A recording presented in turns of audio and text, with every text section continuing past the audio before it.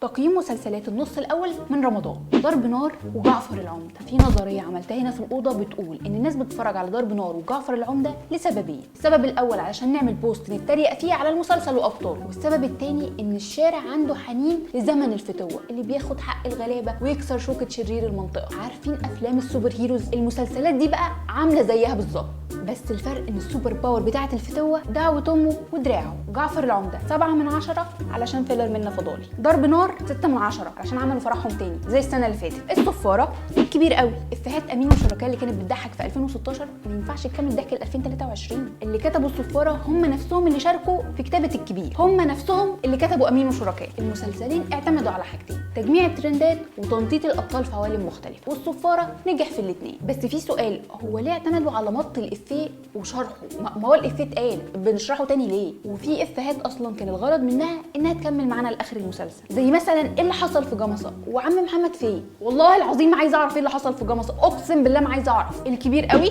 4 من 10 علشان باروكه مربوحه. الصفاره 8 من 10 علشان خاطر طه الدسوقي. الهرشه السابعه ومذكرات زوج، مسلسلين بريحه لانش بوكس طفل لسه راجع من المدرسه، مامته بتزعق له علشان ما خلصش اكله، فباباه يتدخل فتزعق له فيتخانق معاها. الهرشه السابعه امينه خليل طالعه بشخصيه زيزي من مسلسل خلي بالك من زيزي، عندها ADHD عادي زي ما احنا لسه، بس الفرق بقى هنا ان علي قاسم متجوز صاحبتها مش متجوزها هي. علاقه علي قاسم واسماء جلال عباره عن صوت طرقعه بق، نفس، جمله مثيره للجدل، بس كده لحد الحلقه الخامسه في قصه عادي. من بعدها بقى المسلسل ماشي كانهم هيكملوا لاخر عمرهم، مفيش كونفليكتايه واحده بتحصل ومفيش مؤشر واحد ان الحدوته دي هتخلص. قلب رياليتي شو خالص، على العكس بقى مذكرات زوج في قصه مترابطه واحداث سريعه وكونفليكتات بقى كتير بقى لدرجه التوتر. علشان هتتفرجوا هتتشحنوا هتتخانقوا، اما بقى المقبلين على الزواج هتتفرجوا هتتوتروا هتتخانقوا. مناسبه بس للي مفيش حد في حياته، علشان هيتفرج هيتوتر مش هيلاقي حد يتخانق معاه. الهرشه السبعه 7 من 10 بديهيات يعني علشان سويت نزيه. مذكرات زوج 8 من 10 علشان طارق لطفي. سر الباتع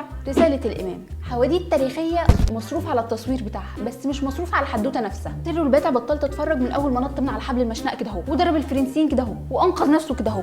رساله الامام بقى 3 حلقات في الصحراء وحلقتين بيحضن في مراته. احنا فاهمين ان الامام كان بيحضن مراته في الحقيقه عادي والسياق الدرامي طالب كده، بس فين الرساله يا امام؟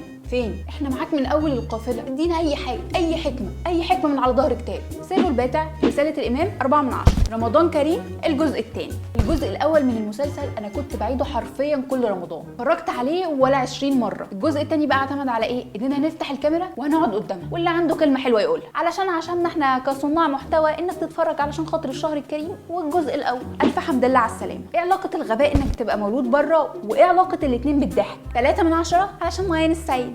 ودي مسلسلات هشوفها على رواق بعد رمضان: رشيد، كامل العدد، حضرة العمدة. هنعمل بوكس اوفيس هنا في الاوضه على الضيق كده. قولوا لي بقى ترتيب المسلسلات بتاعه النص الاول من رمضان واكتبوها لي في الكومنتات.